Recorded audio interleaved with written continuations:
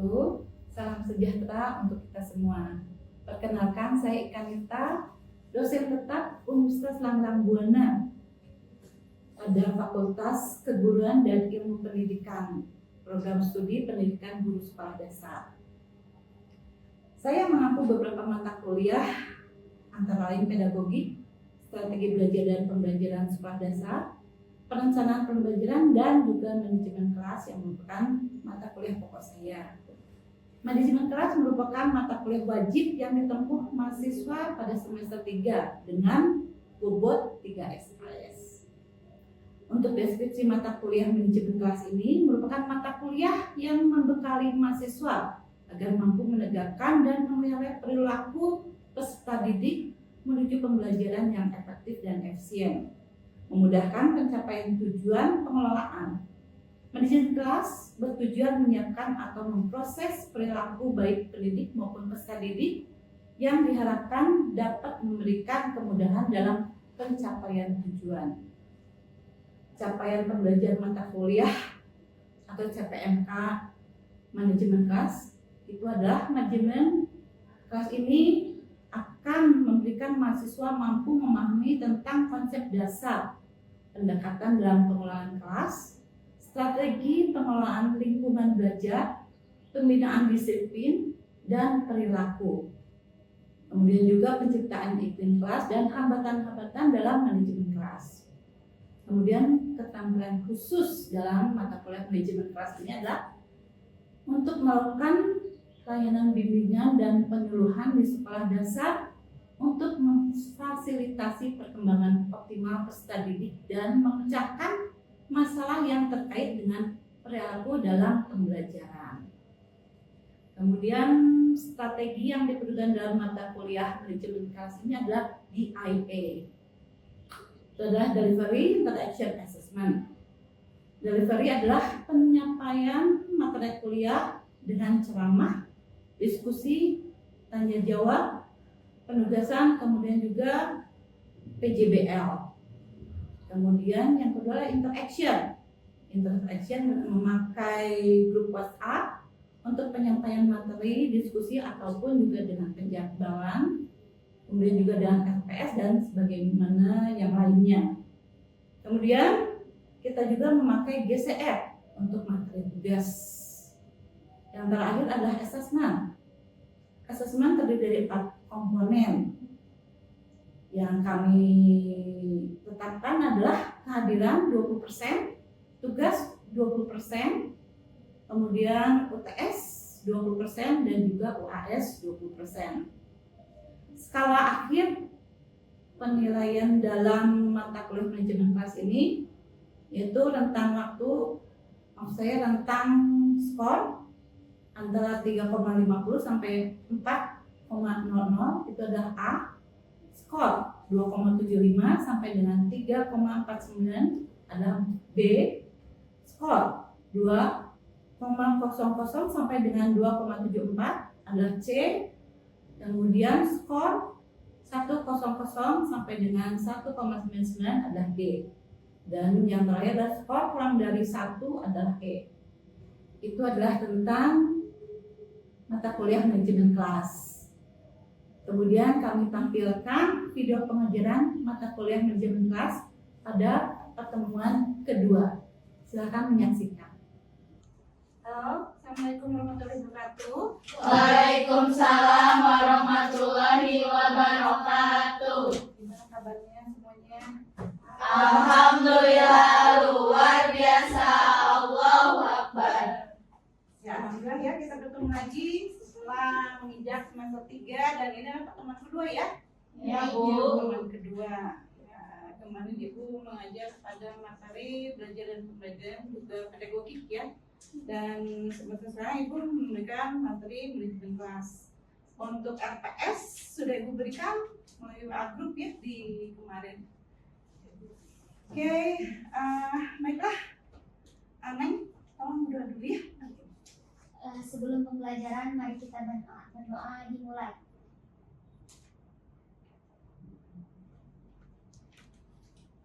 Berdoa selesai. Oke. Ada 23 orang. Siapa yang tidak hadir? Sani Bu. Sani. Sakit. Sani sakit ya? Iya. Pulang, ada kabar? Izin. Terang. Oke. Kemudian? Yasmin. Yasmin. Iqmal Bu izin. Sakit. Yasmin sakit. Iya. Oke. Iqmal. Izin. Oke. Baiklah. Ya. Jadi hari ini kita sesuai dengan mata kuliahnya dan tentang manajemen kelas ya. Manajemen kelas, coba dari kata manajemen ya. Apa itu manajemen itu? Manage, betul. Dalam bahasa Indonesia apa? Mengatur ya, pengaturan. Oke, jadi di sini manajemen kelas adalah pengaturan kelas. Ada unsur-unsur dalam manajemen kelas gitu. Apa yang kalian tahu itu? Pengaturan, pengelolaan, ya. Nah, ada 5 unsur dalam manajemen kelas. Tahukah kalian? Belum. Oke, ya. Ibu katakan di sini ada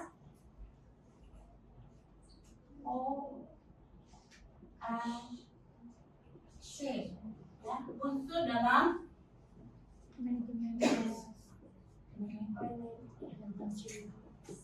kelas ya. WC in English WC-nya ya. P pertama adalah oke, good, bagus ya. Planning. Kemudian organizing. Kemudian actuate ya, actuating. Kemudian ya, betul, controlling. Alhamdulillah. Dan yang terakhir evaluating ya. Semuanya berkaitan dan ini adalah kata kerja ya. Planning, organizing. Kemudian evaluating.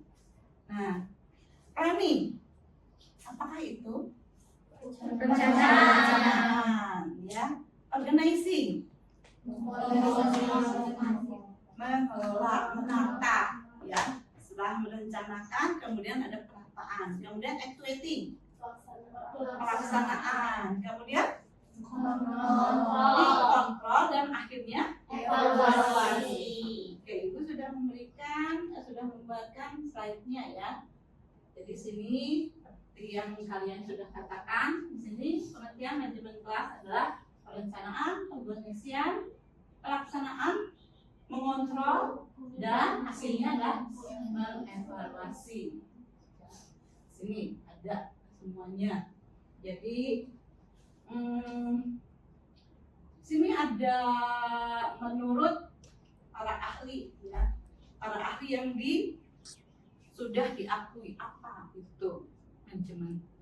Ya, sini ada, dan ini akan Ibu share ya di web group juga. Jadi kalian hanya melihat bahwa ini adalah menurut siapa? Rusdi yang pada tahun 2019 ya, pada halaman 4. Jadi itu bisa dibaca dulu apa? Silakan. Di tahun 2011 menjelaskan bahwa kata manajemen berasal dari bahasa Inggris. Itu manajemen yang berarti tentang pelaksanaan, tetapi pembina dan pengelolaan. Secara peristilahan, yang dimaksud dengan pengelolaan adalah suatu proses pengawasan dilakukan terhadap semua hal yang terlibat dalam pelaksanaan kebijakan dan pencapaian tujuan. Tidak adanya pengelolaan atau manajemen yang baik ini dengan sendirinya dapat menghambat tercapainya tujuan yang hendak dicapai. Oke, kalau kita melaksanakan sesuatu ada tujuannya ya, dan memanage itu perlu. Ini secara umum kita belum mengacu pada mata kuliah kita yaitu manajemen kelas ya. Jadi itu untuk yang pertama itu adalah tentang secara umum dulu ya. Kemudian tentang kelas, jangan dilihat dulu. Apa menurut kalian kelas itu? Ini adalah kelas kan? Ya. Oke, silakan. Tempat belajar. Tempat belajar, betul. Apalagi? Tempat belajar. Benar, tempat belajar. Kemudian kelas itu terdiri siapa? Murid. Murid dan Siswa. guru.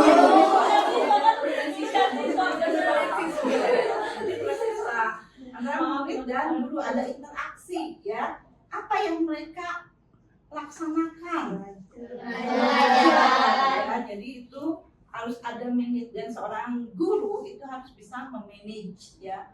Dia seorang guru, seorang pemimpin, seorang pengelola dan seorang juga apa bisa dikatakan aktor ya, dia menjalankan perannya ya.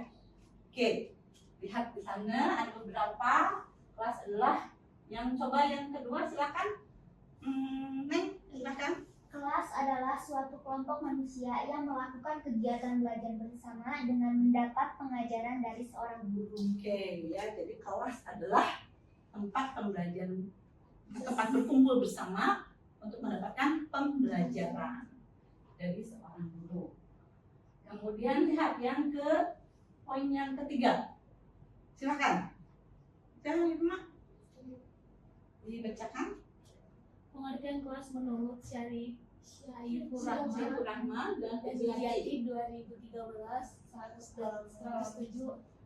adalah masyarakat mikro.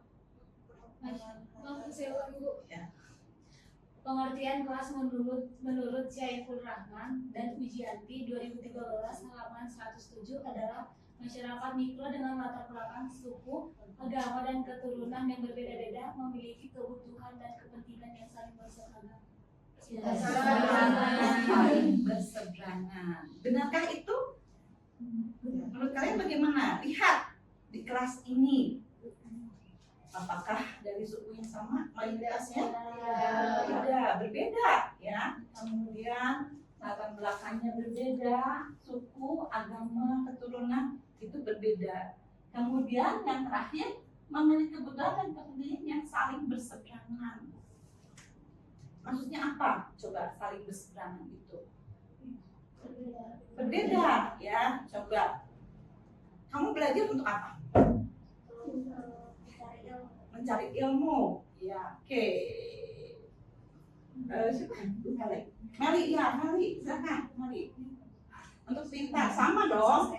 Sukses, untuk sukses, ya. Karena pintar kita bisa sukses. Kalau kita tidak pintar, bisakah sukses?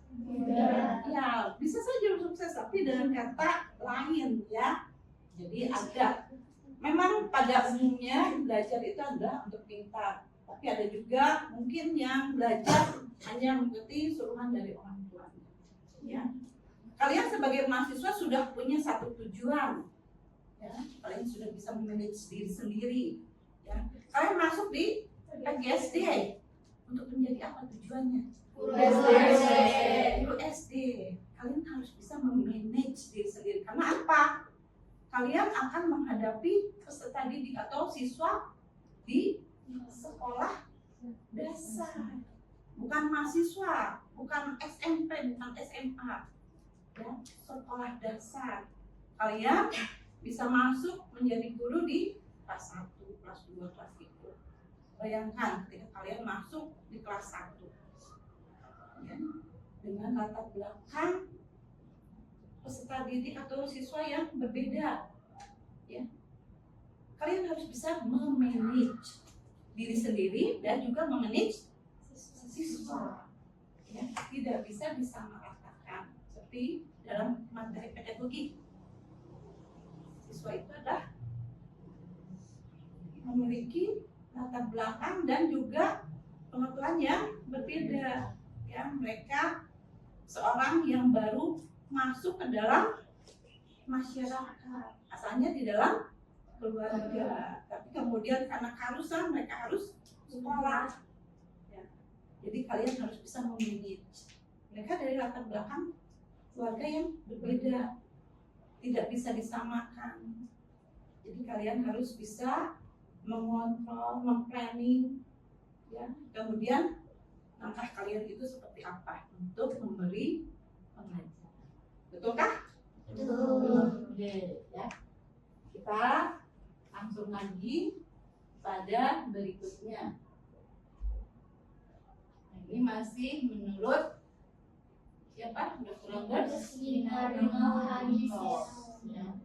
Jadi kalian sebagai seorang guru juga harus bisa memanage, mengelola kelas yang baik itu seperti apa.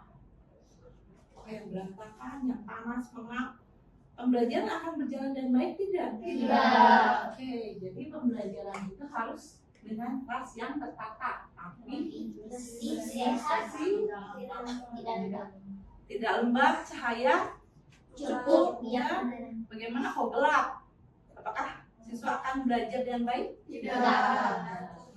Jadi kemudian di sana ada tulisan perabotnya dalam keadaan baik, ya cukup. Bayangkan kalau kursinya atau perabotnya tidak cukup, siswa akan duduk di bawah. Nah, atau mungkin aja mereka saling berebut. Ya bayangkan anak sekolah dasar, ya mereka saling berebut. Ya. Kalau kalian mungkin sebagai mahasiswa sudah bisa memanage, bisa mengalah atau bagaimana. Tapi kalau anak siswa sekolah dasar bagaimana? Iya nangis bisa, kemudian iya tantrum, ya akan saling bertengkar, memaksa, ya. Jadi itu kalian harus bisa memanage. Oke, bisa dipahami? Bisa. Nah, oke. Kemudian yang terakhir adalah jumlah tidak lebih dari 40 orang. Bayangkan kalau lebih dari 40 orang tidak kondusif, ya. Kalian tidak bisa mengawasi dengan baik sebagai seorang guru. Ingat, kalian calon seorang guru. Kalian sudah mempelajari perkembangan peserta didik dalam pedagogi, ya, dan sekarang di semester kalian meningkat harus bisa memanage, ya. Oke, ada pertanyaan kah sebelumnya? Cepat-cepat nggak Ibu? Ada pertanyaan? Tidak. Oke, sudah slide berapa nih? Ke-3 ya. Kita lanjut lagi. Nah ini sama. Jadi ada dalam kelas ada lingkungan secara fisik dan ada lingkungan secara emosional. Coba, silakan, tolong dibacakan ulang. Bulan termasuk itu. Nadira, sorry. Ya, yang di atas lingkungan fisik dahulu. Lingkungan fisik.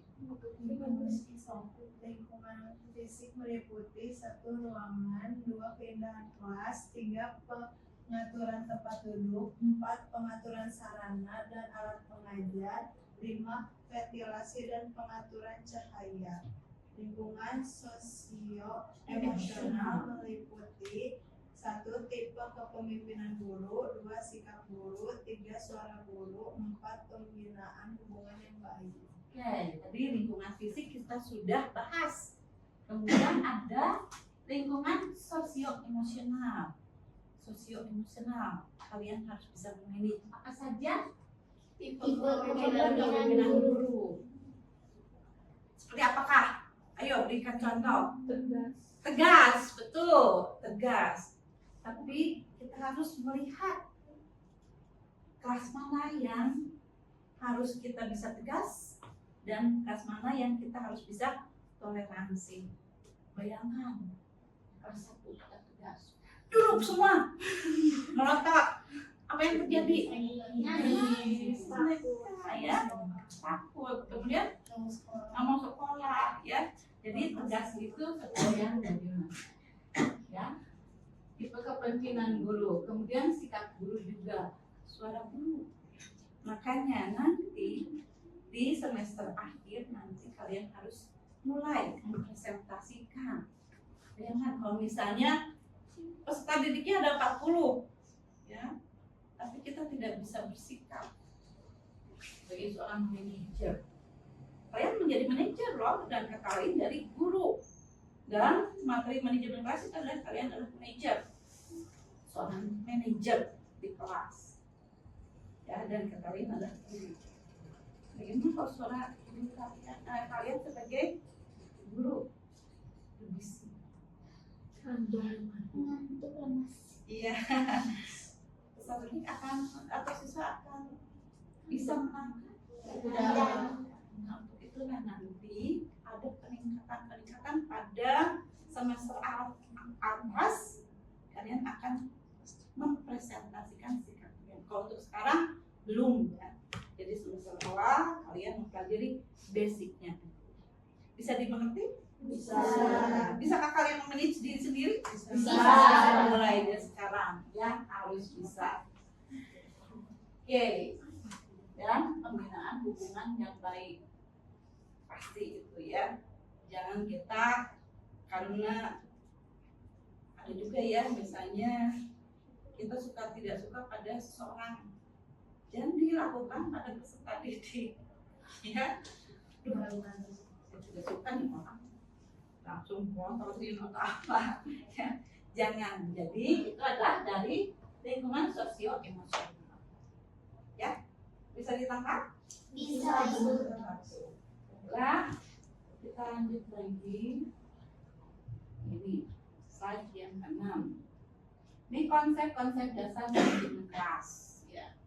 Jadi manajemen kelas itu adalah seni atau praksis. Kemudian ini intinya ya.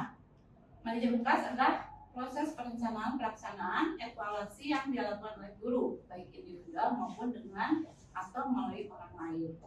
Kemudian yang ketiganya, manajemen kelas adalah proses perencanaan, pembersihan, evaluasi, dan pengawasan yang dilakukan oleh guru, baik individual maupun dengan atau melalui orang lain.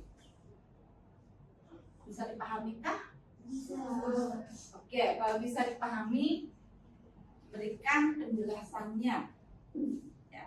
Seperti biasa, Ibu tidak pernah menanyakan. Sebutkan misalnya apa ini? Apa ya? Oke, bisa ini? Bisa. Ini apa? Ya. Oke, jadi sebutkan dalam soal UTS kalian kan pernah kan waktu semester 1 bagaimana Ibu memberikan UTS ya. Jadi UTS itu soal-soalnya tidak pernah berupa pertanyaan, tapi kalian menjabarkan ya. Coba lihat yang B, bukan yang B, coba yang C saja. Tadi kalian sudah mengerti. Ada kata pengorganisasian, aktuasi atau pengawasan yang dilakukan oleh guru, baik individual maupun dengan atau melalui orang lain. Siapa yang bisa menjelaskan?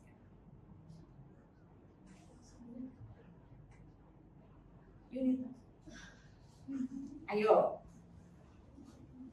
Manajemen kelas adalah proses perencanaan, organisasi dan aktual. Menurut Yunita, sebelum melakukan pembelajaran butuh manajemen kelas agar kelas lebih bisa tertata dan lebih efektif. Yang pertama kan ada perencanaan, harus direncanakan dulu sebelum masuk. Kita kan yang modul RKP Betul. seperti itu. Kalau pengorganisasian, entah itu di kelasnya acara belajar, melihat murid yang berbeda, kan ada yang pendiam, ada yang Ada yang introvert ya. Yang introvert.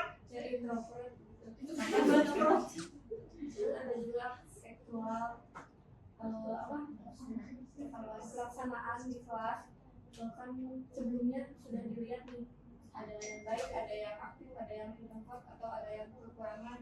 Nah, kita kalau di aktual melakukan pengawasan, kita harus kayak gimana ngajarnya ke anaknya ini, ke anaknya ini gitu. Menyesuaikan.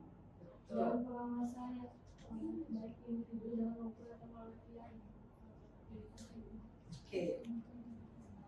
Bagaimana? Dan yang lain ada yang mau menambahkan? Ya, jadi kita harus bisa memanage ya. Jadi memanage apa? Dalam actuate-nya itu kita memberikan tindakan kepada siswa itu harus disamakan atau tidak. Seperti yang kata Yunita, ada yang introvert, Ada yang aktif. Bisakah disamakan? Tidak. Tidak. Jadi harus di-manage ke siswa ini karena anaknya introvert. Ya, dia menutup diri. Kita dengan cara yang halus, ya, dengan membujuknya, merayunya, ya. Oke. Tapi kalau untuk yang aktif, tanpa disuruh pun siswa akan maju dengan sendirinya. Betul? Oke. Baiklah. Yang keenam, kemudian ini adalah yang ketujuh, ya. Di sini ada tujuan manajemen kelas. Bisa tolong dibacakan oleh coba. Siapa mana, Rifat? Oke, mangga silakan.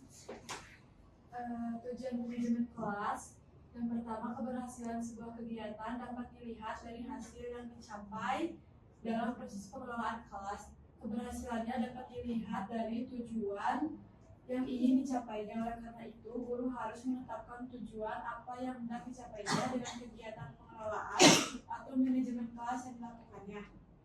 Yang kedua, menurut Rusdina dan Elizal tahun 2008 halaman 10, manajemen kelas bertujuan untuk menciptakan suasana kelas yang menyenangkan bagi anak dalam melakukan sejumlah aktivitas yang dirancang bagi kepentingan pembelajaran melalui pendekatan sambil bermain. Yang ketiga, menurut Rusdi tahun 2011 halaman 29, menyatakan tujuan manajemen kelas secara umum untuk menciptakan suasana kelas yang nyaman untuk tempat berlangsungnya belajar mengajar. Dengan demikian, proses tersebut akan dapat berjalan dengan efektif dan terarah, sehingga cita-cita pendidikan dapat tercapai dengan terbentuknya sumber daya manusia yang berkualitas. Oke, ya. Jadi sudah yang poin pertama. Coba kita harus itu menetapkan tujuan. Itu ada dalam FPS. Ya. Jadi nanti setelah ini kita akan membahas tentang apa sih FPS itu. Rencana pembelajaran selama satu semester, ya. Jadi kalian harus membuat FPS. Bagaimana pelajaran hari ini? Cukup jelas? Jelas. Intinya adalah tentang POAC, kemudian tujuan, fungsi, prinsip, ya. Oke. Benar? Tidak ada pertanyaan? Oke, baiklah. Jadi untuk hari ini cukup sekian dulu. Terima kasih atas kehadirannya dan jangan lupa untuk tugas dibuat, ya. Oke. Mangga, Neng, kita berdoa dulu ya. Sesudah pembelajaran, mari kita berdoa sesuai agama kepercayaan masing-masing. Berdoa dimulai.